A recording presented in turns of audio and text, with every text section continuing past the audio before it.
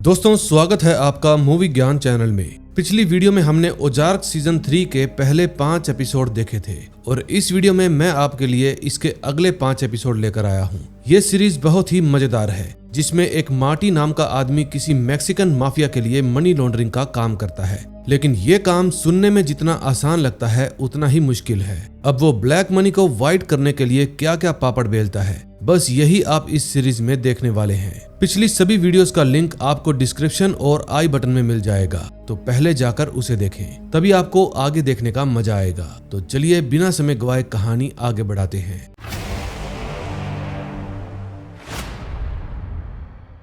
6th episode में हम देखते हैं मार्टी और वैंडी अपनी थेरापिस्ट सू के पास बैठकर आपस में लड़ रहे थे। मार्टी का कहना है कि वैंडी उसकी एक भी बात नहीं मानती, बल्कि अब तो मार्टी को ऐसा लगने लगा है कि वैंडी ये सब अपनी फैमिली के लिए नहीं बल्कि खुद के लिए कर रही है। फिर वैंडी भी अपना पक्ष रखते हुए कहती है कि तुम्हारी सोच गलत है, मैंने हमेशा ही अपने परिवार को खुद से ज्यादा महत्व दिया है, और रही बात बिजनेस बढ़ाने की तो मुझे लगता है तुम मेरी तरक्की से जलते हो। फिर कुछ देर झगड़ने के बाद वो दोनों ही आशा भरी नजरों से सू की तरफ देखते हैं कि शायद सू ही अब इनका झगड़ा खत्म कर सकती है, लेकिन सू कहती है कि मैं सिर्फ सच बोलूंगी, और सच ये है कि तुम दोनों ही मुझे रिश्वत देकर अपनी तरफ करने की कोशिश करते हो। फिर वो उन दोनों की लड़ाई के बीच से हट जाती है, जिसके बाद मार्टी वैंडी को कहता है कि तुम एक बेवकूफ औरत हो जिसको ना बिजनेस करने की अकल है और ना ही किसी और बात की। अब मार्टी की बात सुनते ही वैंडी नाराज होकर वहां से चली जाती है। फिर मार्टी सू को कहता है कि हमारी इस लड़ाई के बारे में किसी को भी पता नहीं चलना चाहिए, और बदले में तुम्हें जितना भी पैसा चाहिए मैं देने के लिए तैयार हूँ। लेकिन सू मार्टी से एक भी रुपया नहीं लेती। अगले सीन में हम रूथ को देखते हैं जो सैम को कैसीनो में खेलने का तरीका समझा रही थी। तभी ब्राक वहां पर आता है और रूथ पर चिल्लाते हुए कहता है कि तुम्हें मेरी कार का पेंट खराब करने के पैसे देने होंगे। लेकिन रूथ ब्राक का दिया हुआ बिल फाड़ देती है और कहती है कि पिछली बार तुम्हारे आदमियों ने जो गलती करी वो दोबारा नहीं होनी चाहिए, और आगे से मनी डिलीवरी की लोकेशन मैं तय करूंगी। अब ब्राक इस बार भी रूथ के सामने कुछ नहीं बोल पाता, क्योंकि अगर उसने इसका विरोध किया तो मार्टी फ्रैंक को सब कुछ बता देगा। दूसरी तरफ वैंडी जब घर वापस आती है तो हेलन से पूछती है कि क्या नवारो अभी भी मुझसे नाराज है। हेलन कहती है हाँ, वो तुमसे नाराज है, और आइंदा से अगर मैं कुछ बोला करूं तो चुपचाप उसको मान लिया करो। दरअसल नवारो के नाराज होने का मुख्य कारण यही था कि वैंडी ने उसके पर्सनल नंबर पर कॉल कर दी, जबकि ये नंबर सिर्फ हेलन और कुछ खास लोगों को ही पता था। इतने में डार्लिन वहां पर आ जाती है और कहती है कि खेतों में फसल दोबारा उगने लगी है, इसलिए मैं चाहती हूँ कि कार्टेल ने स्नेल्स के साथ जो सौदा किया था उसको पूरा किया जाए। लेकिन डार्लिन की बात सुनते ही हेलन हंसने लगती है और कहती है कौन सा सौदा? पिछली बार जब तुमने माल में मिलावट की थी उसके बाद वो सौदा खत्म हो गया था। अब कार्टेल और स्नेल्स के बीच में कोई भी डील नहीं बची। फिर ये बात सुनते ही डार्लिन भी नाराज होकर वहां से चली जाती है। फिर वो जाती है सीधा शेरिफ के पास और शेरिफ से अपना माल बेचने की बात करती है, लेकिन शेरिफ कहता है कि तुम्हारा माल बिक जाएगा, क्योंकि मेरे अंडर लगभग 10 ऑफिसर्स काम करते हैं और उनमें से 3-4 ऑफिसर ऐसे हैं जो ये काम आसानी से पूरा कर देंगे। हालांकि शेरिफ खुद भी डर रहा था क्योंकि ये काम इल्लीगल है, लेकिन डार्लिन के उस पर इतने एहसान है कि वो मना ही नहीं कर पाता। अगले सीन में हम देखते हैं मार्टी जब अपने ऑफिस में आता है तो वहां पर बैठी माया मार्टी से उसका हाल चाल पूछती है। अब मार्टी भी कसम खा के आया था कि वो घर में वापस कभी नहीं जाएगा, क्योंकि उसकी वाइफ उसका कहना नहीं मानती।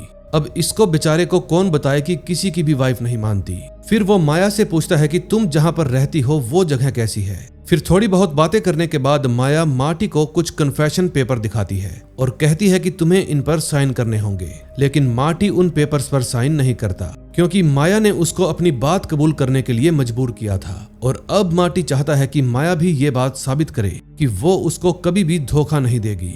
फिर मार्टी की ये बातें सुनते ही माया वो कन्फेशन पेपर उठाती है और वहां से चली जाती है। दूसरी तरफ शार्लेट, जोना और एरिन अभी भी टॉमी के साथ एंजॉय कर रहे थे। शार्लेट के इतना समझाने के बाद भी एरिन नहीं मानती, और अब तो उन लोगों ने जोना को भी स्मोक करना सिखा दिया था ताकि उसको बड़े होने का एहसास हो, जबकि इन घोचुओं को ये नहीं पता था कि ये छोटा चेतन बड़ों का भी उस्ताद है। फिर बातों बातों में टॉमी अपनी गन निकाल लेता है, जिसको देखते ही शार्लेट जोना को कहती है तुम चलो मेरे साथ। फिर टॉमी जोना को भड़काते हुए कहता है कि अगर तुम्हें बंदूक से डर नहीं लगता तो तुम मुझे सामने रखी बोतल्स को फोड़ कर दिखाओ। अब जोना भी तुरंत ही टॉमी का ये चैलेंज एक्सेप्ट कर लेता है और उन तीनों बोतल्स को फोड़ देता है। लेकिन तभी टॉमी उसके सिर पर बंदूक तानते हुए कहता है कि अब तुम एक बोतल अपने सिर पर रखो। अब ना चाहते हुए भी जोना उसकी बात से इनकार नहीं कर सकता था, क्योंकि टॉमी के पास बंदूक थी और वो उससे कुछ भी कर सकता था। लेकिन इतने में वहां पर पुलिस आ जाती है और उन सभी को अरेस्ट कर लेती है। फिर मार्टी और वैंडी पुलिस स्टेशन में जाकर उन चारों की बेल करवाते हैं। अब शार्लेट को जिस बात का डर था वही हुआ। हेलन इन सब का दोषी वैंडी के बच्चों को ही ठहराती है, क्योंकि एरिन तो ओजार्क में नई आई थी। तभी वैंडी हेलन की बात का जवाब देते हुए कहती है कि प्लीज तुम शार्लेट को दोष देना बंद करो, बल्कि अपनी बेटी को संभालो, क्योंकि आज शार्लेट वहां ना होती तो शायद हम अपने बच्चों से कभी भी नहीं मिल पाते।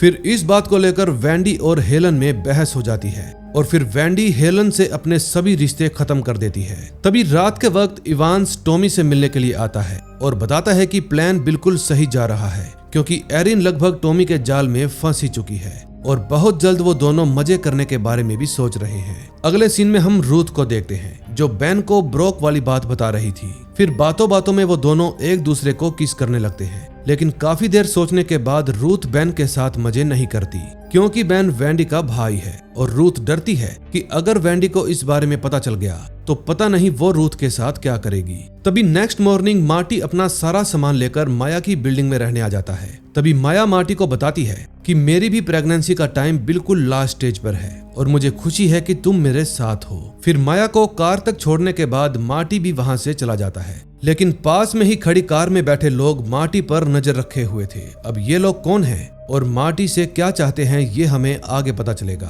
तभी वैंडी भी अपने नए आइडिया को पूरा करने के लिए जिम को फोन लगाती है और कहती है कि मैं भी चार्ल्स की तरह खुद का एक चैरिटी फाउंडेशन खोलने के बारे में सोच रही हूँ, इसलिए मैं चाहती हूँ कि तुम उन डोनर्स और पॉलिटिशियंस के नाम पता करो जिन्होंने चार्ल्स का ऑफर ठुकराया था। अब जिम वैंडी की ये बात अच्छी तरह से समझ जाता है और अपने काम पर लग जाता है। फिर वैंडी अंदर आकर घर की थोड़ी हालत सुधारती है। तभी वो देखती है कि उसका भाई इन दिनों अपनी दवाइयां नहीं ले रहा। फिर जब वो इस बारे में अपने भाई से पूछती है तो वो जवाब देता है कि इन दिनों मैं रूथ को डेट कर रहा हूँ और मैं नहीं चाहता कि इन दवाइयों के साइड इफेक्ट से मुझे कुछ प्रॉब्लम हो। तभी जैसे ही वैंडी को ये बात पता चलती है तो वो थोड़ा परेशान हो जाती है। फिर वो कैसीनो में जाकर सीधा रूथ से मिलती है और बताती है कि तुम्हें डेट करने के कारण बेन इन दिनों अपनी दवाइयां नहीं ले रहा। फिर जब रूथ पूछती है कि किस चीज की दवाइयां, मुझे तो इस बारे में कुछ भी पता नहीं है, तो वैंडी उसे बताती है कि बेन को एक बाइपोलर डिसऑर्डर है और अगर वो अपनी दवाइयां नहीं लेगा तो वो बहुत ही खतरनाक हो जाएगा। अब रूथ वैंडी की ये बात समझ जाती है, लेकिन प्रॉब्लम ये थी कि बेन उसके इतने करीब आ गया है कि अब वो चाहकर भी उसे अपने से दूर नहीं कर सकती। अगले सीन में हम बिल्लू नशेड़ी को देखते हैं, जिसने अपने भाई 3 को भी डार्लिन के घर पर बुला लिया था। फिर वो अपने भाई को कहता है प्लीज तुम भी मेरी तरह यहीं पर रुक जाओ, हम दोनों एक साथ रहेंगे और अच्छे से डार्लिन का फार्म संभालेंगे। लेकिन 3 बिल्लू की बात का कोई भी जवाब नहीं देता। तभी वो देखता है कि डार्लिन बिल्लू से चिपकने की कोशिश कर रही है। फिर वो तुरंत ये सारी बात जाकर रूथ को बताता है। फिर रूथ बिल्लू को समझाने के लिए डार्लिन के घर पर आती है और कहती है कि तुम उस घटिया औरत से दूर रहो, क्योंकि तुम नहीं जानते कि उसने कितने सारे लोगों को मारा है। लेकिन रूथ की बात सुनते ही बिल्लू उस पर भड़क जाता है और कहता है कि उससे ज्यादा घटिया औरत तो तुम हो, क्योंकि तुमने अपने दोनों चाचाओं को मारकर मेरी लाइफ खराब कर दी। तभी रूथ की आंखों में आंसू आ जाते हैं। फिर वो अपना दुख कम करने के लिए सीधा बेन के पास जाती है। फिर वो दोनों ही वैंडी की नजरों से बचकर बेसमेंट में जाते हैं और वहां पर जाकर मजे करने लगते हैं। दूसरी तरफ मार्टी वैंडी के पास आता है और उसको एक टेंशन वाली बात बताता है। वो बताता है कि थोड़ी देर पहले मुझे हेलन का फोन आया था और उसने बताया है कि कोई मुझ पर नजर रखे हुए है, इसलिए आज रात मैं अपने घर में ही रुकूंगा। तभी नेक्स्ट मॉर्निंग उसको खबर मिलती है कि शायद उन लोगों ने मार्टी का पीछा छोड़ दिया है। अब रूथ भी पूरी रात मजा करने के बाद अपने घर चली जाती है, लेकिन अब बेन तो उसका दीवाना हो गया था। फिर वो जोना से पूछता है कि तुम्हारे ड्रोन में रेंज कितनी है। जोना कहता है शायद 3 माइल की। फिर वो दोनों ही ड्रोन की हेल्प से रूथ पर नजर रखने लगते हैं। अगले सीन में हम देखते हैं रूथ जब ब्राक के आदमियों के पास माल की डिलीवरी लेने के लिए जाती है तो वो लोग जानबूझकर रूथ को परेशान करने के लिए गाड़ी थोड़ा आगे रोकते हैं। फिर रूथ उन पर चिल्लाती है कि तुम लोग ये क्या नाटक कर रहे हो, लेकिन तभी बेन उसे फोन करता है और बताता है कि फौरन निकलो यहाँ से, क्योंकि कुछ लोग अपनी गाड़ी में उस ट्रक की तरफ ही बढ़ रहे हैं। तभी देखते ही देखते वहां पर अचानक से फायरिंग शुरू हो जाती है, जिसके बाद वो लोग सभी को मारकर माल वाले ट्रक को ब्लास्ट कर देते हैं। अब वहां पर छुपी हुई रूथ ये सब देखकर कांप जाती है और इसी के साथ छठा एपिसोड खत्म हो जाता है। अब नेक्स्ट एपिसोड में देखेंगे क्या होता है। 7th एपिसोड की शुरुआत होती है रूथ से, जो एजेंट इवांस और माया को उस हादसे का बयान दे रही थी। इवांस को शक है कि ये हमला जरूर मार्टी ने करवाया होगा, क्योंकि मुकाए वारदात पर रूथ को छोड़कर बाकी सभी मारे गए। लेकिन रूथ कहती है कि मैं इस बारे में कुछ भी नहीं जानती कि ये हमला किसने करवाया। अब इवांस भी उस पर ज्यादा दबाव नहीं डाल सकता था, क्योंकि कार्टेल की लॉयर हेलन रूथ के बगल में बैठी थी। लेकिन जाने से पहले इवांस उससे पूछता है कि तुम मार्टी को क्यों बचा रही हो, वही तो है जिसने तुम्हारे डैड को मरवाया। लेकिन रूथ कहती है कि मेरे डैड शुरू से ही बुरे थे, लेकिन उसको इवांस की ये बात चुभ जाती है। अगले सीन में हम फ्रैंक कासग्रोव को देखते हैं, जो मार्टी पर काफी भड़का हुआ था। फिर वो मार्टी को कहता है कि हादसे में मारे गए लोग मेरे परिवार की तरह थे, लेकिन तुम मुझे ये बताओ कि रूथ कैसे जिंदा बच गई। दरअसल फ्रैंक का भी यही मानना था कि ये हमला मार्टी ने करवाया है, लेकिन मार्टी सफाई देते हुए कहता है कि तुम ये गलत सोच रहे हो, ये हमला मैंने नहीं बल्कि नवारो के दुश्मन लगूना कार्टेल ने करवाया है। फिर फ्रैंक मार्टी को चेतावनी देकर वहां से चला जाता है कि अगर इसमें तुम्हारा हाथ हुआ तो तुम्हें कोई नहीं बचा सकता। दूसरी तरफ पूछताछ खत्म होने के बाद जब रूथ बाहर आती है तो बेन उसको लेकर काफी परेशान हो जाता है। फिर बेन रूथ को कहता है कि अब हम 1 मिनट भी यहाँ पर नहीं रुकेंगे, हम यहाँ से बहुत दूर चले जाएंगे जहाँ इस तरह की कोई भी दिक्कतें ना हो। अब रूथ बेन की टेंशन अच्छे से समझ रही थी, लेकिन उसको ये भी बात याद थी कि बेन को बायोपोलर डिसऑर्डर है। फिर वो बेन की तरफ घूर कर देखने लगती है। तभी बेन उससे पूछता है कि वेंडी ने तुम्हें मेरे बारे में कुछ बताया है क्या। फिर वो रूथ को समझाता है कि मैं जानबूझकर अपनी दवाइयां नहीं ले रहा, क्योंकि वेंडी नहीं जानती कि उसके चले जाने के बाद मैंने क्या क्या झेला है। अगले सीन में हम देखते हैं मार्टी घर आने के बाद हेलन और वेंडी से बात करता है। अब हेलन को भी यकीन हो गया था कि माया उनका साथ नहीं देगी, क्योंकि अगर उसे साथ देना होता तो वो इवांस की तरफदारी नहीं करती। तभी कुछ देर बाद वेंडी के पास नवारो का फोन आता है, लेकिन वेंडी उसका फोन ही नहीं उठाती। फिर वो हेलन को फोन करता है और कहता है कि वेंडी से बात कराओ, लेकिन वेंडी तो अभी भी नवारो से नाराज थी। वो नवारो को कहती है कि आप खुद को समझते क्या हैं? आप एक बात मत भूलिए कि ये कैसीनो प्रोजेक्ट मेरे और मेरे हस्बैंड मार्टी की वजह से ही पूरा हुआ है, और इसके अलावा आज तक जो भी डील्स हुई है वो भी हमने ही पूरी करवाई है। अब नवारो को अपनी गलती का एहसास था, इसलिए फोन काटने से पहले वो वेंडी को कहता है कि आइंदा मैं फोन करूं तो फोन उठा लेना। तभी फोन काटते ही वेंडी की नजर पड़ती है सू पर, जो अपनी इंपोर्टेड गाड़ी लेकर मार्टी से मिलने के लिए आई थी। फिर वो समझ जाती है कि जरूर सू ने मार्टी से पैसे लिए होंगे, इतने पैसे कि वेंडी और हेलन सोच भी नहीं सकती।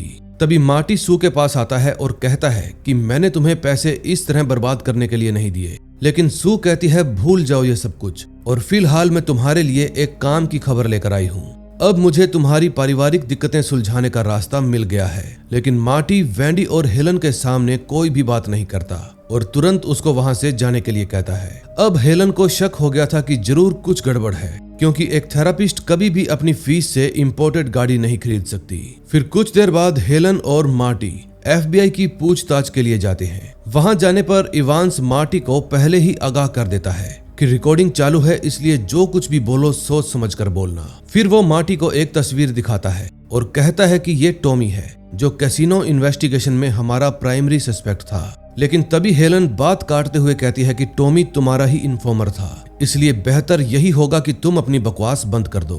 अब इवांस को भी लग रहा था कि मार्टी उसके सवाल जवाब में फंस जाएगा, लेकिन तभी मार्टी उस पर चिल्लाते हुए कहता है कि आप लोग क्यों हाथ धोकर मेरे पीछे पड़े हो? क्या तुम ये साबित करना चाहते हो कि मैं मनी लॉन्ड्रिंग करता हूँ, जबकि असल में ऐसा कुछ नहीं है। मार्टी की इस बात पर इवांस कुछ भी नहीं कहता, इसलिए मार्टी हेलन को लेकर वहां से चला जाता है। दूसरी तरफ कैसीनो में ब्राक अपनी दोस्तों की मौत से काफी दुखी था।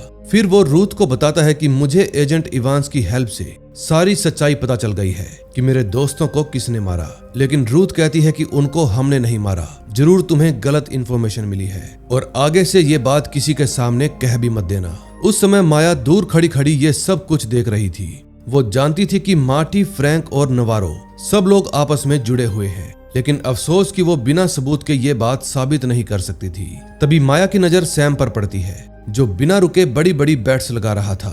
फिर वो सैम के पास जाती है और उसे कहती है कि मैं तुम्हारी बैंक स्टेटमेंट और अकाउंट रिपोर्ट्स चेक करना चाहती हूँ। फिर सैम माया की ये बात सुनकर घबरा जाता है, क्योंकि वेंडी ने उसको वादा किया था कि तुम्हें इन सब से कोई भी खतरा नहीं होगा।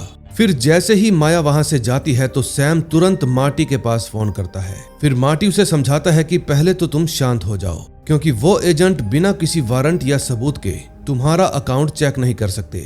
और दूसरी बात कि तुम अभी की अभी अपनी सारी चिप्स वहां से कैश करवा लो। अब चिप्स कैश करवाने वाली बात सुनकर सैम और घबरा जाता है, क्योंकि अगर सब कुछ ठीक होता तो मार्टी उसे गेम बंद करने के लिए नहीं कहता। अगले सीन में हम देखते हैं रात को रूथ जब अपने घर जा रही थी तो ब्राक उसे पकड़ लेता है और मार मार कर उसकी पसलियां तोड़ देता है। फिर कैसीनो के लोग रूथ को उठाते हैं और उसे हॉस्पिटल में एडमिट करवाते हैं। फिर जब वेंडी और बेन वहां पर आते हैं तो मार्टी उनको रूथ की खबर देता है। अब बेन भी रूथ को 1 मिनट के लिए भी ऐसे अकेला छोड़ने वाला नहीं था और इसीलिए वो भाग जाने का प्लान भी कैंसिल कर देता है। तभी नेक्स्ट डे बिल्लू का छोटा भाई उससे मिलने के लिए जाता है और उसको जाकर रूथ के बारे में बताता है, लेकिन बिल्लू को इस बात से कोई भी फर्क नहीं पड़ता था, इसलिए वो उससे मिलने भी नहीं जाता। फिर वो 3 को कहता है कि तुम यहाँ से चले जाओ, रूथ मेरी कुछ नहीं लगती, इसलिए मैं उससे मिलने के लिए नहीं जाऊंगा। उस समय डार्लिन बिल्लू और 3 की बातें सुन रही थी। आज डार्लिन को भी ऐसा लग रहा था कि शायद बिल्लू ने गलत फैसला लिया है, क्योंकि आज अगर वो अपनी बहन से नाराज है तो इसका कारण भी रूथ नहीं बल्कि मार्टी है। अब बात करें मार्टी की तो मार्टी किसी भी हाल में अब चुप बैठने वाला नहीं था। वो फ्रैंक से मिलता है और उसको गुस्से में कहता है कि आज के बाद हमारे बीच में कोई भी डील नहीं होगी, सारी डील खत्म। फिर फ्रैंक मार्टी को चेतावनी देता है कि गलती दोनों तरफ से हुई है, लेकिन अगर तुम डील पूरी नहीं करोगे तो बाद में तुम्हें पछताना पड़ेगा। फिर मार्टी कहता है कि तुम्हें जो करना है कर लो, लेकिन एक बात ध्यान रखना, अगर तुमने मेरी फैमिली को हाथ लगाया तो तुम्हें तुम्हारा बेटा लेकवेल ब्रिज से लटका हुआ मिलेगा। फिर इतना कहकर मार्टी वहां से चला जाता है। दूसरी तरफ वेंडी अपने चैरिटी फाउंडेशन वाले आइडिया को आगे बढ़ाते हुए स्टेट सेनेटर एंड्रू से मिलने जाती है। वहां जाकर वो एंड्रू को साफ साफ कह देती है कि तुम्हें जो भी चाहिए तुम्हें मिल जाएगा, लेकिन किसी भी हालत में हमारा फाउंडेशन वाला काम हो जाना चाहिए। अब एंड्रू भी वेंडी की हेल्प करने के लिए मान जाता है, जिसके बाद वेंडी उसे थैंक यू कहकर वहां से चली जाती है। अगले सीन में हम देखते हैं मार्टी जब हॉस्पिटल में था तो माया उससे बात करने के लिए आती है। फिर मार्टी उसको कहता है कि तुमने इवांस का साथ देकर बहुत गलत किया है और उसका नतीजा आज हमारे सामने है। लेकिन माया कहती है कि मैंने कोई गलती नहीं की, बल्कि मैं तो तुम्हारा साथ देना चाहती हूँ, लेकिन तुम खुद अपनी बात से पलट रहे हो। अब माया वही सैम वाली बात छेड़कर बैठ जाती है और मार्टी को कहती है कि जब तक तुम मेरा साथ नहीं दोगे मैं भी तुम्हारा साथ नहीं दे पाऊंगी। अगले सीन में हम देखते हैं रात को बिल्लू जब अकेला बैठा रूथ के बारे में सोच रहा था तो डार्लिन उससे बात करने के लिए आती है। वो बिल्लू को कहती है कि तुम्हें अपनी बहन से मिलने के लिए जाना चाहिए, क्योंकि ये जो कुछ भी हो रहा है वो मार्टी की वजह से हो रहा है। फिर डार्लिन बिल्लू को अपनी कहानी बताती है कि कैसे मार्टी की वजह से ही उसे अपने पति को मारना पड़ा और इस वक्त रूथ भी मार्टी के जाल में अच्छी तरह से फंसी हुई है। तभी डार्लिन की आवाज सुनकर बिल्लू हैरान रह जाता है, क्योंकि उसने कभी भी सोचा नहीं था कि जैकब को डार्लिन ने ही मारा है। तभी नेक्स्ट मॉर्निंग हेलन असली बात का पता लगाने के लिए सू से मिलने जाती है। अब सू हेलन को मार्टी के बारे में बताना तो नहीं चाहती थी, लेकिन फिर भी वो सोचती है कि हेलन तो उन्हीं की वकील है ना, तो इसको सच बताने में कोई भी दिक्कत नहीं होगी। फिर वो मार्टी और वेंडी के आपसी मनमुटाव वाली सारी बातें हेलन को बता देती है और ये बात पता चलते ही हेलन वहां से चली जाती है। दूसरी तरफ माया वेंडी के घर जाती है और कहती है कि मैं तो मार्टी को नहीं समझा पाई, लेकिन अगर तुम चाहो तो तुम उसको समझा सकती हो। उसे सिर्फ 18 महीने ही जेल में काटने होंगे और फिर वो FBI के लिए काम कर सकता है।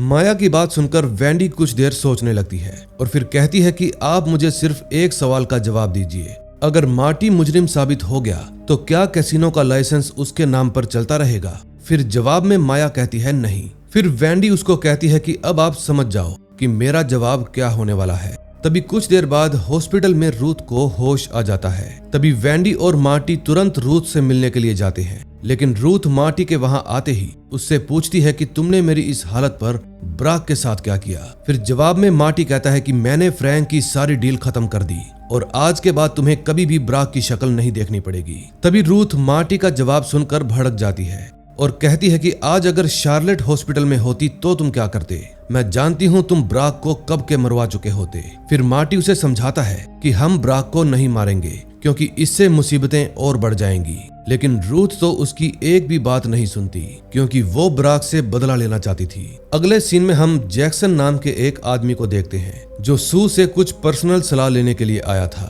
फिर बातों बातों में सू उससे पूछती है कि तुम करते क्या हो। तभी जैक्सन अपनी रिवॉल्वर निकालकर सू के सामने रख देता है ताकि सू उससे फालतू के सवाल जवाब ना करे। दरअसल जैक्सन हेलन का आदमी था जिसको ऑर्डर मिला था कि सू को खत्म करके उसके घर से मार्टी और वेंडी की सारी डिटेल्स मिटा दो। अब जैक्सन ठीक ऐसा ही करता है जैसा उसको ऑर्डर मिला था। तभी उसको एक फाइल में मार्टी और सू के बीच हुए सारे फाइनेंशियल ट्रांजैक्शन मिल जाते हैं, जिसके मुताबिक मार्टी ने अपने हर एक सेशन में सू को $200 दिए थे, लेकिन सेकंड लास्ट सेशन में उसने $500 और लास्ट वाले सेशन में उसने $1 लाख दिए थे।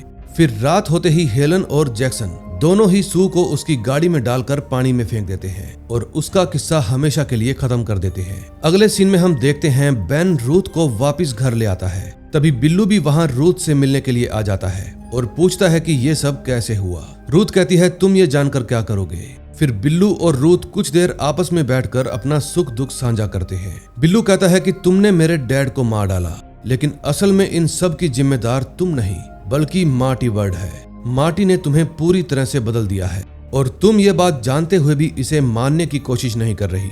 फिर रूथ बिल्लू को समझाती है कि मैं नहीं बदली, लेकिन बिल्लू उसकी बात नकार देता है। फिर जाते जाते बिल्लू ये कहकर जाता है कि मैं तुम्हें माफ करना चाहता हूँ, लेकिन अभी भी मुझे थोड़ा वक्त चाहिए। अब नेक्स्ट एपिसोड में देखेंगे कि फ्रैंक कास्ग्रोव के साथ डील खत्म करने का क्या अंजाम होगा।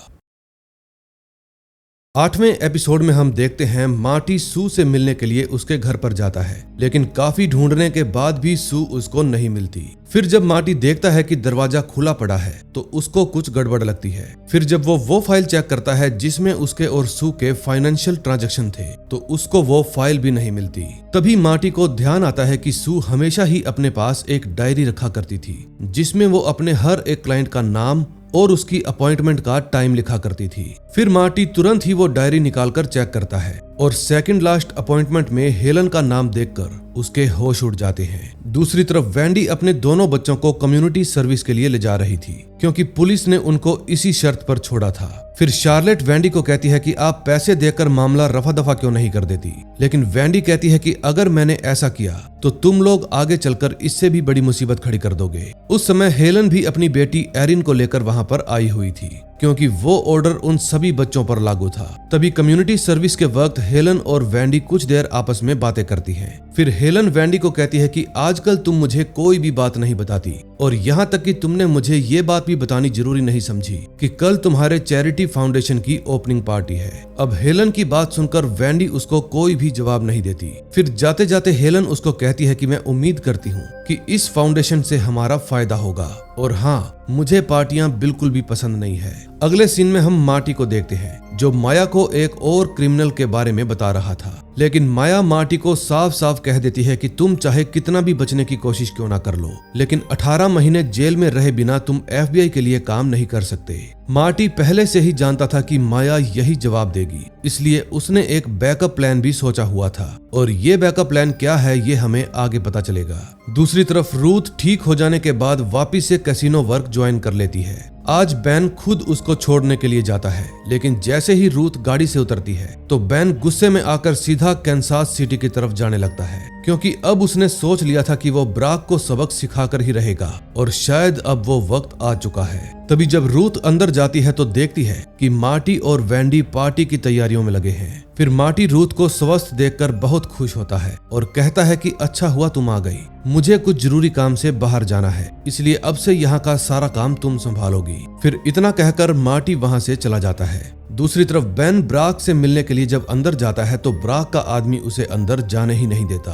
फिर बेन गुस्से में आकर बिना कुछ सोचे समझे जबरदस्ती अंदर घुस जाता है, लेकिन तभी कई सारे लोग उसकी गाड़ी को घेर लेते हैं। फिर मजबूरन बेन को वहां से भागना ही पड़ता है, लेकिन इस घटना के बाद बेन का बायोपोलर डिसऑर्डर और भी तेज हो जाता है। फिर शाम के वक्त बेन अपना मन हल्का करने के लिए एक बार में जाता है और देखता है कि उसके बगल में बैठा आदमी बार बार अपनी टाई सही कर रहा है। अब बेन को उसकी टाई बिल्कुल भी पसंद नहीं आती, इसलिए वो उस आदमी को बिना साबुन के ही धो देता है। अगले सीन में हम देखते हैं रात के 3 बजे हेलन वैंडी के पास फोन करती है और बताती है कि तुम्हारे भाई को अरेस्ट कर लिया गया है। और उस बेवकूफ ने पुलिस को ये कहा कि हेलन हमारी फैमिली लॉयर है। दरअसल बेन ड्रग सप्लाई, कैसीनो और कार्टेल के बारे में कुछ भी नहीं जानता था और इसीलिए उसे लगता था कि शायद हेलन उसकी बहन की फैमिली लॉयर है। फिर वैंडी हेलन को कहती है कि तुम निश्चिंत होकर घर चली जाओ, आगे जो भी होगा मैं खुद संभाल लूंगी। तभी अगली सुबह जब बेन को बेल होती है तो रूथ खुद उसको लेने के लिए जाती है। फिर वो गुस्से में बेन को कहती है कि तुम्हें यह सब करने की क्या जरूरत थी, क्योंकि तुम्हारी हर एक गलती का हर्जाना वैंडी और मार्टी को भरना पड़ता है। फिर बेन रूथ से माफी मांगता है और कहता है कि मेरी बहन पहले इतनी कमजोर नहीं थी, लेकिन मार्टी से मिलने के बाद उसकी सोचने समझने की ताकत कम हो गई है। अब बेन की बातें सुनकर रूथ मन ही मन हंसने लगती है और कहती है कि तुम्हारी बहन बिल्कुल भी कमजोर नहीं है, बल्कि तुम तो जानते भी नहीं कि वो क्या क्या कर सकती है। फिर रूथ बेन को सारी बात बता देती है कि मार्टी और वैंडी कितने समय से इंटरनेशनल ड्रग माफिया नवेरो कार्टेल के लिए काम कर रहे हैं और इसके अलावा वैंडी ने ही मेरे डैड को मरवाया था। हालांकि रूथ अपने डैड के मरने वाली बात इनडायरेक्टली बताती है, लेकिन बेन तो खुद ब खुद सब कुछ समझ जाता है। तभी मार्टी वैंडी से मिलने के लिए जाता है और उसको समझाता है कि हमें बेन को स्पेशल ट्रीटमेंट के लिए भेज देना चाहिए, लेकिन वैंडी तो इस बात के लिए साफ साफ इनकार कर देती है, क्योंकि उसे पता है कि स्पेशल ट्रीटमेंट में पागलों के साथ क्या सलूक किया जाता है। अगले सीन में हम एजेंट माया को देखते हैं, जिनको लूसी ने किसी खास काम के लिए अपने पास बुलाया था। लूसी माया को एक फाइल दिखाते हुए कहती है कि ये हमें किसी अनजान शख्स ने दी है और हैरान करने वाली बात यह है कि इसमें एक क्रिमिनल डेटा भी मौजूद है, लेकिन फिर भी तुमने इस क्रिमिनल को नहीं पकड़ा। फिर माया बताती है कि ये अनजान शख्स कोई और नहीं बल्कि मार्टी बर्ड है और वो चाहता है कि बिना सजा के उसे FBI के साथ काम करने की इजाजत मिल जाए। लेकिन लूसी माया की एक भी बात नहीं सुनती, क्योंकि अगर किसी क्रिमिनल को पकड़ा जा सकता है तो एक ऑफिसर का फर्ज है कि सारे काम छोड़कर पहले उसको पकड़े। फिर लूसी माया को वापस DC जाने का ऑर्डर देती है और ये ऑर्डर उसको मानना ही पड़ता है। अगले सीन में हम देखते हैं बिल्लू नशेड़ी और डार्लिन दोनों ही फाउंडेशन ओपनिंग पार्टी में जा रहे थे, क्योंकि वो जमीन डार्लिन की ही थी और डार्लिन कभी भी अपना हक जताने से पीछे नहीं हटती। तभी कुछ देर बाद फाउंडेशन ओपनिंग पार्टी शुरू हो जाती है। शार्लेट, जोना और एरिन जब एक साथ टहल रहे थे तभी एरिन जोना को किस कर देती है और यहीं से इन दोनों की लव स्टोरी शुरू हो जाती है। तभी वैंडी की नजर माया पर पड़ती है, जो काफी गुस्से में वहां से जा रही थी। फिर वैंडी मार्टी के पास आकर उससे पूछती है कि माया को क्या हो गया। फिर मार्टी बताता है कि उसको DC जाने के ऑर्डर मिले हैं। अब वैंडी और मार्टी दोनों इस बात से थोड़ा परेशान हो जाते हैं, क्योंकि अगर माया चली गई तो FBI वालों की इन्वेस्टिगेशन और भी सख्त हो जाएगी और हो सकता है कि यहाँ पर माया से भी कोई सख्त ऑफिसर आ जाए। तभी रात के वक्त वैंडी और सेनेटर एंड्रयू सभी गेस्ट के सामने खड़े होकर फाउंडेशन को लेकर एक शानदार स्पीच देते हैं। उस समय पार्टी में मौजूद सभी लोग जश्न का मजा ले रहे थे, लेकिन तभी बेन गुस्से में वहां पर आता है और वैंडी पर चिल्लाने लगता है। वैंडी समझ जाती है कि बेन को एक बार फिर से दौरा पड़ा है और फिर वो उसको अंदर चलकर बात करने के लिए कहती है, लेकिन बेन तो चिल्लाना बंद ही नहीं करता। फिर मार्टी बेन को समझाने के लिए उसके पास आता है, लेकिन बेन तो गुस्से में आकर मार्टी को एक जोरदार घूसा जड़ देता है। फिर सिक्योरिटी वाले तुरंत वहां पर आकर बेन को पकड़ लेते हैं, जिसके बाद पुलिस केस होने पर यह तय किया जाता है कि बेन आज से ही स्टेट हॉस्पिटल में अपना इलाज करवाएगा। फिर वैंडी और मार्टी दोनों ही शेरिफ से रिक्वेस्ट करते हैं कि उसको स्टेट हॉस्पिटल के बदले किसी प्राइवेट हॉस्पिटल में भेज दिया जाए, क्योंकि स्टेट हॉस्पिटल के नियम बहुत सख्त हैं। लेकिन शेरिफ तो इस बात के लिए बिल्कुल भी नहीं मानते। अब बेन जेल में बैठा बैठा चिल्ला रहा था कि प्लीज वैंडी मुझे वहां पर मत जाने दो, मैं वहां पर मर जाऊंगा। और ये बात सुनकर वैंडी भी फूट फूट कर रोने लगती है। फिर कुछ देर बाद वैंडी बेन के लिए कुछ कपड़े, किताबें और जूते लेकर आती है, लेकिन बेन रूथ के अलावा किसी और से मिलना ही नहीं चाहता था। फिर जब रूथ वो सभी चीजें लेकर बेन के पास जाती है तो बेन रोते हुए कहता है कि प्लीज किसी भी तरह मुझे यहाँ से बाहर निकालो, मैं इस कैद खाने में जिंदा नहीं रह पाऊंगा। अब बेन की बातें सुनकर रूथ भी भावुक हो जाती है। फिर वो इस बारे में जाकर बिल्लू से बात करती है। फिर बिल्लू उसे बताता है कि शायद डार्लिन बेन को बाहर निकालने में हमारी हेल्प कर सकती है। अब मजबूरी में रूथ को डार्लिन की हेल्प लेनी ही पड़ती है। फिर बिल्लू जाता है डार्लिन के पास और आज पहली बार उससे कुछ मांगता है। फिर डार्लिन तुरंत ही शेरिफ के पास जाकर बेन को बाहर निकालने के लिए कहती है। अब शेरिफ का तो आपको पता ही है, वो डार्लिन के कर्ज तले दबा हुआ है, इसलिए उसको डार्लिन की बात माननी ही पड़ती है। फिर स्टेट हॉस्पिटल से छूटने के बाद बेन सीधा हेलन के पास जाता है, क्योंकि उसको अपनी बहन और मार्टी पर इतना गुस्सा नहीं था जितना गुस्सा हेलन पर आ रहा था, क्योंकि उसको स्टेट हॉस्पिटल में भिजवाने के पीछे हेलन का ही हाथ था। फिर जब बेन हेलन पर चिल्लाने लगता है तो हेलन एरिन को अपने पीछे छुपा लेती है। फिर बेन चिल्लाते हुए एरिन को कहता है कि तुम आज तक अपनी माँ की सच्चाई नहीं जान पाई, तुम्हें नहीं पता कि तुम्हारी माँ एक ड्रग कार्टेल के लिए काम करती है और ये कोई लॉयर वॉयर नहीं है, बल्कि एक जल्लाद है जो लोगों को बिना कुछ सोचे समझे मार डालती है। बेन की बातें सुनकर हेलन की आंखों में खून उतर आता है। अब वो चाहती तो इसी वक्त बेन को खत्म कर सकती थी या फिर उसको मौत के घाट उतरवा सकती थी, लेकिन फिर एरन के बारे में सोचकर हेलन ऐसा नहीं करती। फिर जब बेन वहां से चला जाता है तो वो अपनी बेटी को समझाती है कि वो आदमी मेंटली डिस्टर्ब है, पता नहीं क्या अनाप शनाप बोल रहा था। अब हेलन अपनी बेटी को तो समझा लेती है, लेकिन देखना यह है कि अब बेन के साथ क्या होगा, क्योंकि एक बार फिर से उसने नवारो कार्टेल की लॉयर हेलन से पंगा लिया है। अब नेक्स्ट एपिसोड में देखेंगे क्या होता है।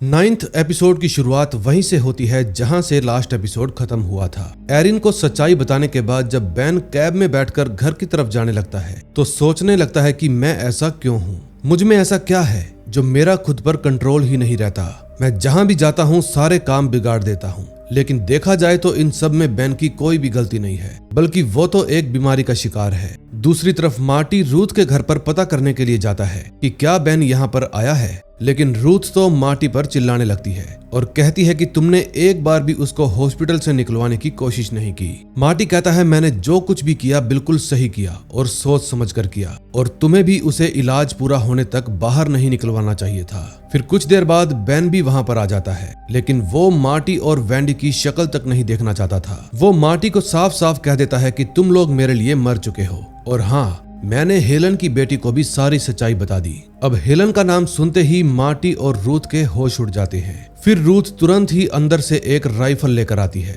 और बेन को कहती है कि हमें अभी निकलना होगा, क्योंकि हेलन के लोग किसी भी वक्त यहाँ पर पहुँच सकते हैं। अब बेन समझ नहीं पा रहा था कि आखिर वो लोग एक लॉयर से इतना डर क्यों रहे हैं, क्योंकि उसको ये अंदाजा भी नहीं था कि हेलन उसके साथ क्या कर सकती है। दूसरी तरफ हेलन बेन को पकड़ने के लिए मार्टी के घर पर जाती है, लेकिन वो वेंडी को कोई भी बात नहीं बताती और बिल्कुल नॉर्मल बिहेव करती है। फिर वो शानी बनकर पूछती है कि मार्टी और बेन कहाँ पर गए। तभी वेंडी जवाब देती है कि बेन का सुबह से ही कोई अता पता नहीं है और मार्टी उसको ढूंढने के लिए रूथ के घर पर गया है। जब ये दोनों ही आपस में बातें कर रही थी तभी वेंडी के पास मार्टी का फोन आता है और वो बताता है कि हम एक बहुत बड़ी मुसीबत में फंस गए हैं। तुम्हारे भाई ने हेलन से पंगा ले लिया है और रूथ इस वक्त बेन को छुपाने के लिए डार्लिन के घर पर जा रही है। लेकिन वेंडी के दिमाग को तो आप जानते ही हो, वो मार्टी की बात सुनकर बिल्कुल भी रिएक्ट नहीं करती, क्योंकि उस समय हेलन ठीक उसके सामने खड़ी थी। अब हेलन भी कोई कम नहीं थी, वो वेंडी का चेहरा देखकर ही समझ जाती है कि मार्टी को बेन का पता चल गया है। फिर वो वेंडी को कहती है कि तुम्हारा भाई चाहे कितना भी बीमार क्यों ना हो, सजा तो उसको मिलकर ही रहेगी। दूसरी तरफ हेलन की बेटी एरिन शार्लेट और जोना को अकेले में मिलने के लिए बुलाती है। फिर वो उन दोनों से साफ साफ पूछती है कि क्या मेरी माँ और तुम्हारे पेरेंट्स मैक्सिकन माफिया के लिए काम करते हैं। अब जोना तो ये बात छुपाने की कोशिश करता है, लेकिन शार्लेट उसे चुप कराते हुए कहती है, हाँ ये बिल्कुल सच है और आज से तुम्हें भी ये सब कुछ अपनाना होगा। अब शार्लेट को एहसास हो गया था कि एरिन से झूठ बोलने का कोई फायदा नहीं, क्योंकि वो कार्टेल के बारे में सब कुछ जान चुकी है, और अगर उसने यही सवाल उन दोनों की बजाय किसी और से पूछा होता तो वो बहुत बड़ी मुसीबत में फंस जाती। दूसरी तरफ रूथ बेन को छुपाने के लिए डार्लिन के घर पर जाती है। डार्लिन भी रूथ की हेल्प करने के लिए उसे मना नहीं करती, जिसके बाद रूथ निश्चिंत होकर वहां से चली जाती है कि अब बेन को कोई भी खतरा नहीं है। तभी मार्टी जब घर वापस आता है तो हेलन उससे भी बात करने के लिए पहुंच जाती है। वो मार्टी और वेंडी को कहती है कि अब ये नाटक करना बंद करो और मुझे साफ साफ बताओ कि बेन कहाँ है। फिर वेंडी हेलन के आगे हाथ जोड़ती है कि प्लीज मेरे भाई को माफ कर दो, वो आगे से ऐसी गलती कभी नहीं करेगा। लेकिन हेलन किसी भी हाल में मानने वाली नहीं थी। वो वैंडी को कहती है कि तुम्हारे भाई ने मेरी बेटी को सारी सच्चाई बता दी और आज नहीं तो कल ये सारी सच्चाई वो अपने पापा और भाई को भी बता देगी। लेकिन वैंडी हेलन को विश्वास दिलाती है कि ऐसा नहीं होगा क्योंकि बेन एक पागल है और मैं एरिन को समझा सकती हूँ कि मेरा भाई अपने पागलपन में ऐसी उल्टी सीधी बातें करता रहता है। इतने में एरिन, शार्लेट और जोना भी वहाँ पर आ जाते हैं। फिर वैंडी एरिन के आते ही उसको झूठ बोलना शुरू कर देती है, लेकिन एरिन उसकी एक भी बात नहीं सुनती और अपनी माँ को कहती है कि आप कभी भी मेरी माँ नहीं हो सकती। इस बात से हेलन, वैंडी और मार्टी तीनों ही समझ जाते हैं कि शार्लेट ने एरिन को सारी सच्चाई बता दी होगी। अब इस बात पर हेलन और भी ज्यादा नाराज हो जाती है क्योंकि एरिन को समझाने की जो थोड़ी बहुत उम्मीद बाकी थी वो भी वैंडी के बच्चों ने खत्म कर दी। फिर हेलन गुस्से में वहां से चली जाती है और उसके जाने के बाद वैंडी और मार्टी आगे क्या करना है ये प्लान सोचने लगते हैं। तभी जोना उन दोनों को सलाह देता है कि हमें ये देश छोड़कर कहीं दूसरे देश में चले जाना चाहिए, लेकिन तभी वैंडी उसको कहती है कि हम ऐसा नहीं कर सकते क्योंकि हमारा सारा कामकाज और कार्टेल का सारा पैसा यहीं पर है और अगर उसके एक भी डॉलर का नुकसान हुआ तो वो हमें किसी भी देश में ढूंढ निकालेगा। अगले सीन में हम सैम को देखते हैं जो एक बार फिर से मार्टी के पैसे कैसीनो में हार रहा था। सैम देखता है कि माया अब भी उस पर नजर रखे हुई है, जिसके बाद वो अपनी सारी चिप्स कैश करवाकर तुरंत वहां से बाहर चला जाता है। उस समय नेल्सन भी कैसीनो के बाहर नजर रखे हुए था।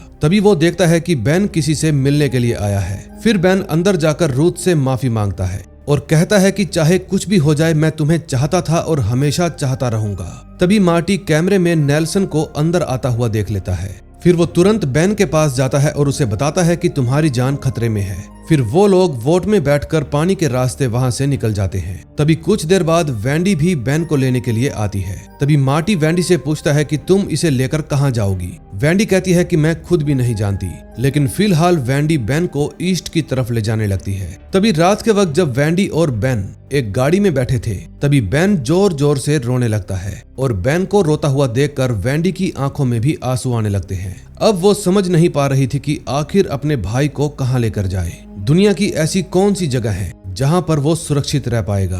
तभी कुछ देर बाद जब वैंडी सो जाती है तो बेन चुपचाप गाड़ी से निकलकर पुलिस को कार्टेल और हेलन के बारे में सब कुछ बता देता है। तभी नेक्स्ट मॉर्निंग एक लेडी ऑफिसर वैंडी से पूछताछ करने के लिए आती है। फिर वैंडी उसको समझाती है कि बेन कुछ समय पहले ही मेंटल हॉस्पिटल से छूटा है और शायद इसीलिए उसने ऐसी मनगढ़ंत बातें कह दी होगी। फिर वो ऑफिसर गाड़ी की तलाशी लेने के लिए कहती है, लेकिन तभी वैंडी थोड़ा तेज आवाज में कहती है कि आप बिना वारंट के यूं ही किसी की गाड़ी चेक नहीं कर सकती। फिर वो ऑफिसर वैंडी की गाड़ी का नंबर नोट कर लेती है और वहां से चली जाती है, जिसके बाद वैंडी बेन को बहुत डांटती है। वहीं दूसरी तरफ हेलन वैंडी का फोन ट्रेस करने की कोशिश करती है, लेकिन मार्टी पहले ही दिमाग लगाकर वो फोन कंसास सिटी छोड़ आया था। फिर हेलन के पूछने पर मार्टी उसको बताता है कि वैंडी डोनर्स के साथ मीटिंग करने के लिए कंसास सिटी गई है। फिर हेलन मार्टी को समझाती है कि तुम्हारा साला हमारी ऑर्गेनाइजेशन के लिए बहुत बड़ा खतरा है और वैसे भी हमारे इस काम में पागलों को कोई भी महत्व नहीं दिया जाता,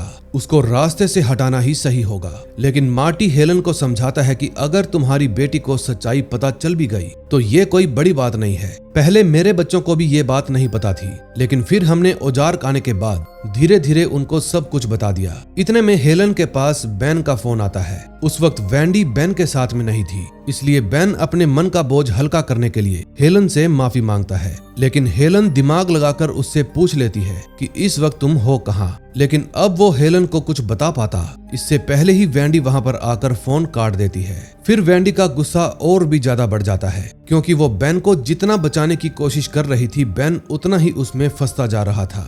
फिर वो तुरंत ही वो फोन तोड़ देती है और अपने भाई को लेकर वहां से चली जाती है। तभी हेलन मार्टी के पास आकर उससे सीधा सीधा पूछती है कि सच बताओ वैंडी और बेन इस वक्त कहाँ हैं। तभी कुछ देर बाद वैंडी मार्टी के पास फोन करती है और कहती है कि मुझसे अब ये और नहीं होगा, मैं बेन को नहीं बचा पाऊंगी। फिर मार्टी सबसे पहले वैंडी को शांत करता है क्योंकि इस वक्त वो मानसिक रूप से थक चुकी थी। फिर वो दोनों एक कड़ा फैसला लेते हैं जिसको अपनाने के लिए वो दोनों अब मजबूर हो गए थे। फिर वैंडी फोन काट देती है, जिसके बाद वो वैन के पास जाकर उसे भी चुप करवाती है। तभी कुछ समय बाद एजेंट माया मार्टी को कॉल करती है और कहती है कि मुझे तुम्हारे खिलाफ सबूत मिल गया है, तुम्हारा प्रॉफिट पिछले कुछ दिनों में 19% बढ़ गया है और ये बात वारंट निकालने के लिए काफी है। लेकिन माया मार्टी से सीधा सीधा दुश्मनी मोल लेने से डरती थी। इसलिए वो उसको सिर्फ इतना कहती है कि आज तुम्हारी वजह से मेरी बहुत बेइज्जती हुई है और यहाँ तक कि मेरा डिमोशन भी हो गया है, इसलिए आज से हम दोनों दोस्त नहीं हैं बल्कि दुश्मन हैं। और इतना कहकर माया फोन काट देती है। अगले सीन में हम देखते हैं वेंडी बेन को लेकर एक ऐसी जगह पर जाती है जहाँ पर बेन के पहचान वाले रहते थे। अब बेन को यहाँ पर रहने खाने की दिक्कत भी नहीं होगी। फिर जाने से पहले वेंडी और बेन कुछ जरूरत का सामान खरीदने के लिए एक स्टोर में जाते हैं, लेकिन तभी वेंडी देखती है कि उसका भाई चुपचाप अपने पैसों से एक मोबाइल फोन खरीद रहा है। फिर वो सोचने लगती है कि वो जितनी कोशिश कर सकती थी उसने कर ली, लेकिन अगर बेन मरना ही चाहता है तो फिर उसको बचाने का कोई फायदा नहीं। तभी रात के वक्त वेंडी और बेन एक रेस्टोरेंट में एक साथ खाना खाने के लिए जाते हैं। फिर बातों बातों में वेंडी बेन से पूछती है कि आने वाले 5 सालों में तुम्हें क्या चाहिए। फिर जवाब में बेन कहता है कि सबसे पहले मुझे रूथ चाहिए और रूथ के अलावा मेरा खुद का एक छोटा सा घर और एक डॉग। अब बेन की बातें सुनकर वेंडी हंसने लगती है और कहती है कि तुम्हें जो चाहिए भगवान सब तुम्हें देंगे। फिर कुछ देर बातें करने के बाद वेंडी बेन को कहती है कि मैं बस 2 मिनट में आई, जिसके बाद वो तुरंत गाड़ी लेकर वहां से चली जाती है। अब वेंडी का दिल बार बार उसे बस यही कह रहा था कि बेन को मरने के लिए मत छोड़ो, प्लीज उसे बचा लो, लेकिन हालात के आगे मजबूर होकर वेंडी को ऐसा करना ही पड़ा। फिर वेंडी के वहां से जाते ही हेलन का खास आदमी नेल्सन बेन को मारने के लिए उस रेस्टोरेंट में पहुंच जाता है और इसी के साथ 9th एपिसोड का एंड हो जाता है। अब लास्ट एपिसोड में देखेंगे क्या होता है। लास्ट एपिसोड में हम देखते हैं नेल्सन बेन को मारने के बाद उसकी बॉडी को घर पहुंचा देता है, जिसके बाद मार्टी और रूथ फ्यूनरल होम में बेन के अंतिम संस्कार की तैयारी करते हैं। दूसरी तरफ वेंडी अभी भी घर वापस नहीं लौटी थी क्योंकि वो खुद को माफ नहीं कर पा रही थी और ना ही उसमें इतनी हिम्मत थी कि वो अपने भाई को मरवाने के बाद दुनिया से नजर मिला सके। फिर रूथ के पूछने पर मार्टी उसे बताता है कि बेन ने खुद ही हेलन के पास फोन कर दिया, जिसके बाद हेलन का आदमी उसको ट्रेस करते हुए वहां पर पहुंच गया। अगले सीन में हम नवारो कार्टेल की गर्लफ्रेंड को देखते हैं जो अपने बच्चे को फादर से ब्लेसिंग दिलवा रही थी। उस समय नवारो अपने घर में बैठा इस हसीन पल का आनंद ले रहा था, लेकिन तभी लगुना कार्टेल के लोग चर्च में पहुंच जाते हैं और नवारो की गर्लफ्रेंड को खत्म कर देते हैं। अब इस हादसे को देखते ही नवारो की आंखों में गुस्सा उतर आता है। अब वो समझ नहीं पा रहा था कि वो लगुना कार्टेल का क्या करे, क्योंकि नवारो के लोग ना ही उन्हें मार पा रहे थे और ना ही उसके आदमियों से जीत पा रहे थे। फिर नवारो हेलन को मिलने के लिए बुलाता है और कहता है कि तुम मेरी बीवी और बच्चों को ओजार्क ले जाओ और वहां मेरे नाम जितनी भी प्रॉपर्टी है वो मेरे बच्चों में बराबर बराबर बांट देना। तभी नवारो की बात सुनते ही हेलन को एक आइडिया आता है और वो कहती है कि मार्टी और वेंडी आपका बिजनेस ठीक तरह से नहीं चला पा रहे, इसलिए मैं चाहती हूँ कि आगे से बिजनेस की सारी जिम्मेदारी मैं संभालूं। अब नवारो को इस बात से कोई भी एतराज नहीं था क्योंकि उसे तो बस धंधे से मतलब था और वो धंधा चाहे हेलन चलाए या फिर मार्टी, कोई फर्क नहीं पड़ता। दूसरी तरफ रूथ भी बेन की मौत को लेकर काफी ज्यादा दुखी थी। फिर वो अपना मन हल्का करने के लिए बिल्लू के पास जाती है, लेकिन बिल्लू उसे बताता है कि बेन सिर्फ और सिर्फ तुमसे मिलने के लिए ही यहाँ से गया था और अब शायद वो वक्त आ चुका है जब तुम अपने मन के सवाल वेंडी और मार्टी से पूछो। बिल्लू की बात सुनकर रूथ का आत्मविश्वास लौट आता है और वो तय करती है कि अब वो मार्टी से इसका जवाब लेकर ही रहेगी कि आखिर हेलन ने बेन को बिना किसी सोर्स के ट्रेस कैसे किया। दूसरी तरफ सैम ने अभी भी कैसीनो में पैसे लगाना बंद नहीं किया था। तभी सैम और जेड जब एक साथ खेल रहे थे तो माया वहां पर आती है और सैम को मनी लॉन्ड्रिंग के जुर्म में अरेस्ट कर लेती है। दूसरी तरफ हेलन चार्ल्स विल्कस को मिलने के लिए अपने घर बुलाती है। फिर वो चार्ल्स को भड़काती है कि तुम्हें मार्टी और वेंडी के साथ काम करके ज्यादा फायदा नहीं हुआ, लेकिन अगर तुम मुझे कैसीनो लाइसेंस दिलवाओगे तो शायद तुम्हारा प्रॉफिट दुगना हो जाएगा या हो सकता है चौगुना भी। फिर चार्ल्स हेलन के झांसे में आ जाता है और इसी के साथ हेलन अपनी कामयाबी की एक सीढ़ी और चढ़ जाती है। दूसरी तरफ मार्टी को जब ये पता चलता है कि सैम अरेस्ट हो गया है तो वो माया से मिलकर उसे कहता है कि तुम बेकार में ही मेहनत कर रही हो क्योंकि बिना किसी सबूत के सैम को आज ही छोड़ दिया जाएगा। फिर वो उसको कहता है कि मैं आज भी तुम्हारे साथ हूँ, लेकिन इसका मतलब ये नहीं कि मैं 18 महीने जेल में रहने के लिए मान जाऊंगा। तभी कुछ देर बाद वेंडी भी घर लौट आती है, लेकिन उस समय जोना वेंडी से बहुत नाराज था क्योंकि बेन मारा गया ये जानने के बाद भी वेंडी और मार्टी बिल्कुल शांत है। तभी मार्टी और शार्लेट दोनों जोना को समझाने की कोशिश करते हैं कि इसमें वेंडी का कोई भी कसूर नहीं, लेकिन वो तो मानने को तैयार ही नहीं था। तभी नेक्स्ट मॉर्निंग हेलन मार्टी और वेंडी से मिलने के लिए आती है और कहती है कि मुझे नवारो की सारी प्रॉपर्टी उनके बच्चों में बांटनी है, इसलिए मैं चाहती हूँ कि तुम लोग अपनी कुछ पावर्स मुझे सौंप दो। अब मार्टी हेलन की बात मान जाता है और कहता है एक बात का ध्यान रखना, कैसीनो लाइसेंस से तुम्हारा कोई भी लेना देना नहीं है, वो सिर्फ हमारा था और हमारा ही रहेगा। लेकिन हेलन तो मार्टी की बात पर बिल्कुल भी ध्यान नहीं देती। अब वैंडी को भी शक हो गया था कि जरूर कुछ गड़बड़ है। फिर हेलन के जाने के बाद वैंडी मार्टी को समझाती है कि हम ये सही नहीं कर रहे, क्योंकि हेलन शुरू से ही धोखेबाज है और आज नहीं तो कल वो हमें कंगाल बनाकर ही रहेगी। फिर वैंडी अपना पक्ष मजबूत करने के लिए नवारो के पास कॉल करती है और बताती है कि मुझे अपना बिजनेस बचाने के लिए मेरे भाई को मरवाना पड़ा और यही इस बात का सबसे बड़ा सबूत है कि हम आपके प्रति कितने वफादार हैं। फिर नवारो वैंडी को कहता है कि तुम ऐसा जताने की कोशिश मत करो जैसे तुमने मुझ पर कोई एहसान किया है, ये सब तुमने अपने लिए किया है। अब नवारो की बात सुनकर वैंडी दुखी हो जाती है, क्योंकि एक तो वो लोग नवारो कार्टेल के लिए इतना कुछ कर रहे थे और ऊपर से वो उनको बिल्कुल भी सपोर्ट नहीं कर रहा था। तभी नवारो की कॉल कटते ही रूथ वहां पर आ जाती है और वैंडी से लड़ने लगती है। दरअसल रूथ को शक हो गया था कि बेन को और किसी ने नहीं बल्कि वैंडी ने ही मरवाया है। फिर जवाब में वैंडी उसको कहती है कि अगर तुम्हें सच जानना है तो सुनो, बेन को तुमने मारा है, क्योंकि अगर तुम उसे स्टेट हॉस्पिटल से नहीं निकलवाती तो आज वहां पर उसका इलाज चल रहा होता। फिर वैंडी की बात सुनकर रूथ की आंखों में आंसू आ जाते हैं और वो इतना दुखी हो जाती है कि कैसीनो में काम करना भी छोड़ देती है।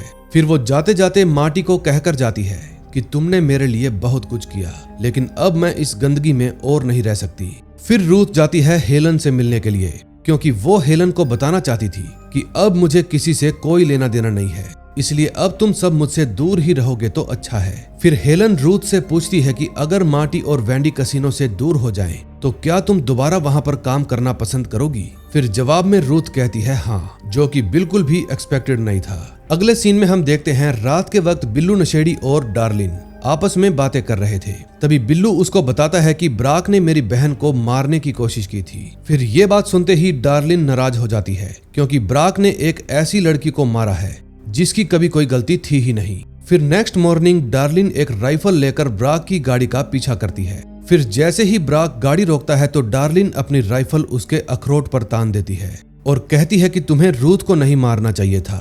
फिर ब्राक अपनी गलती के लिए माफी मांगता है, लेकिन डार्लिन उसकी एक भी बात नहीं सुनती और अपनी बंदूक का घोड़ा दबा देती है।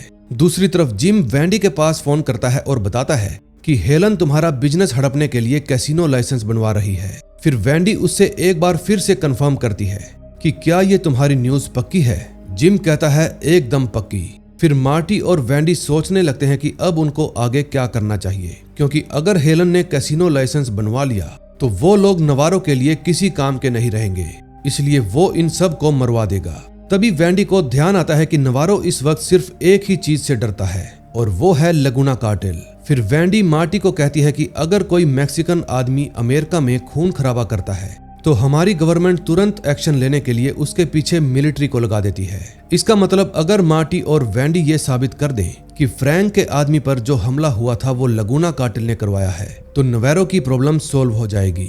उस समय शार्लेट पीछे खड़ी उन दोनों की बातें सुन रही थी। फिर वो कहती है कि जोना के पास एक वीडियो है जो उसने और बेन ने ड्रोन की हेल्प से शूट की थी। फिर मार्टी एक प्लान बनाता है और सबको समझाता है, जिसके बाद वैंडी नवारो के पास फोन करती है और कहती है हम तुम्हारी लगुना कार्टेल वाली मुसीबत हल कर सकते हैं। फिर नवारो वैंडी से पूछता है कि क्या तुम बदले में कोई शर्त रखना चाहती हो? फिर वैंडी कहती है नहीं, हम आपके सामने शर्त कैसे रख सकते हैं, हम तो आपसे एक गुजारिश करना चाहते हैं कि अगर हम सारा मामला सेट कर दें तो हेलन को हमारी नजरों से हमेशा के लिए दूर कर देना। फिर वैंडी की ये बात सुनते ही नवारो फोन काट देता है। अब पता नहीं इसने वैंडी की बात मानी या नहीं मानी, ये हमें आगे पता चलेगा। अगले सीन में हम देखते हैं हेलन एजेंट इवांस के पास मार्टी का कन्फेशन लेकर जाती है, जिसके मुताबिक मार्टी कार्टेल के खिलाफ गवाही देने वाला है और अब वो किसी भी तरह से मैक्सिकन लोगों के लिए काम नहीं कर रहा। तभी इवांस समझ जाता है कि जरूर हेलन और मार्टी के बीच में कुछ हुआ है, क्योंकि मार्टी को अगर सच में ही कन्फेस करना होता तो ये लेटर हेलन खुद नहीं बल्कि मार्टी लेकर आता। लेकिन इवांस को तो बस मार्टी को जेल भिजवाने से मतलब था, इसलिए वो हेलन की बात मान लेता है। अगले सीन में हम देखते हैं मार्टी माया को कुछ फुटेज दिखाता है जो उस ड्रोन वाली वीडियो से निकाली गई थी जो उसके बेटे और बेन ने शूट की थी। लेकिन मार्टी अपना दिमाग चलाकर उसको पूरा वीडियो नहीं दिखाता, क्योंकि अगर वो ऐसा करता तो माया फ्रैंक के आदमियों के साथ साथ रूथ को भी देख लेती। अब इतनी सी वीडियो से ही मार्टी का काम हो जाता है, क्योंकि जैसे ही माया ये फुटेज अपने सीनियर्स को देगी, यूएस गवर्नमेंट तुरंत ही लगुना कार्टेल को मारने के लिए मिलिट्री फोर्स तैनात कर देगी। दूसरी तरफ डार्लिन रूथ से मिलने के लिए जाती है और उसको एक ऑफर देती है कि तुम भी बिल्लू की तरह मेरे बिजनेस को आगे बढ़ाने में हेल्प करो, क्योंकि वैसे भी मार्टी जैसे लोगों के साथ काम करने से अच्छा है ओजार्क के लोग आपस में ही एक दूसरे की हेल्प करें। फिर रूथ डार्लिन की ये बात मान लेती है। फिर डार्लिन तुरंत ही अपने आखिरी प्लान को अंजाम देने के लिए फ्रैंक के पास जाती है और कहती है कि मैंने ही तुम्हारे बेटे को गोली मारी थी, लेकिन इसके बदले मैं तुम्हें एक ऑफर देना चाहती हूँ कि आज से तुम मेरे ड्रग सप्लाई का सारा कामकाज संभालोगे। फिर फ्रैंक काफी सोचने के बाद डार्लिन का ये ऑफर मान जाता है, क्योंकि अगर उसने ऐसा करने से मना किया तो कास्ग्रोव और स्नेल्स के बीच में बहुत बड़ी जंग छिड़ सकती थी। अगले सीन में हम देखते हैं नवारो वैंडी के पास फोन करके उसको मैक्सिको आने के लिए कहता है। दरअसल नवारो ने अपने बेटे के लिए एक शानदार पार्टी रखी थी और इसीलिए वो चाहता है कि मार्टी, वैंडी, हेलन और नवारो का पूरा परिवार इस पार्टी में शामिल हो। अब हेलन मैक्सिको जाने के लिए जैसे ही निकलती है, जोना वहां पर आकर उस पर बंदूक तान देता है और कहता है कि तुमने मेरे अंकल को क्यों मरवाया। फिर हेलन कहती है कि मैंने उन्हें मरवाया जरूर था, लेकिन ये मर्जी तुम्हारी माँ की थी। अब जैसे ही ये बात जोना को पता चलती है तो उसके होश उड़ जाते हैं, क्योंकि उसने कभी सोचा भी नहीं था कि वैंडी खुद अपने भाई को मरवा सकती है। फिर कुछ ही देर बाद मार्टी, वैंडी और हेलन मैक्सिको के लिए निकल पड़ते हैं, लेकिन तभी माया मार्टी के पास फोन करती है और उस पर चिल्लाने लगती है कि तुम मेरे साथ क्या खेल खेल रहे हो। पहले तुमने कहा था कि मैं अपना कन्फेशन नहीं करूंगा, और अभी अभी मुझे खबर मिली है कि हेलन खुद यहाँ पर आकर तुम्हारा कन्फेशन लेटर देकर गई है। जब मार्टी को ये बात पता चलती है तो वो हैरान रह जाता है, लेकिन फिलहाल वो बिना कोई रिएक्शन दिए माया को कहता है कि इस वक्त मैं कहीं बिजी हूँ और तुम्हारे पास नहीं आ सकता, क्योंकि इस वक्त मैं प्लेन में कहीं जा रहा हूँ। मैं तुमसे फ्री होकर बात करूंगा। तभी लास्ट सीन में हम देखते हैं वैंडी, मार्टी और हेलन मैक्सिको में पहुंच जाते हैं। फिर नवारो जैसे ही उन सभी को देखता है बहुत खुश हो जाता है, लेकिन तभी नवारो का एक आदमी हेलन को शूट कर देता है और ये सीन देखकर मार्टी और वैंडी के होश उड़ जाते हैं। फिर नवारो उन दोनों को गले से लगा लेता है और कहता है कि आज से हम एक नई शुरुआत करेंगे, और इसी के साथ ओजार्क सीजन 3 का एंड हो जाता है। अब इसके 4th सीजन में हम देखेंगे कि मार्टी और वैंडी कितने दिन तक नवारो के साथ टिक पाएंगे, और क्या उनका भी वही हाल होगा जो हेलन का हुआ है, या फिर भविष्य में इससे कुछ उल्ट होगा। ये सभी राज खुलेंगे ओजार्क सीजन 4 में। और दूसरी तरफ डार्लिन क्या खेल रचती है, ये तो सोने पर सुहागा होगा। तो उम्मीद करता हूँ आपको ये सीरीज पसंद आ रही होगी, इसलिए प्लीज इस वीडियो को लाइक करके चैनल को सब्सक्राइब कर दें, और हो सके तो इस सीरीज को अपने दोस्तों के साथ शेयर करना और उनको इसे देखने के लिए रिकमेंड करना, ताकि उनको भी पता चले कि आपका टेस्ट कितना अच्छा है। अब हम मिलेंगे एक नए दिन नई वीडियो के साथ। Till then bye bye.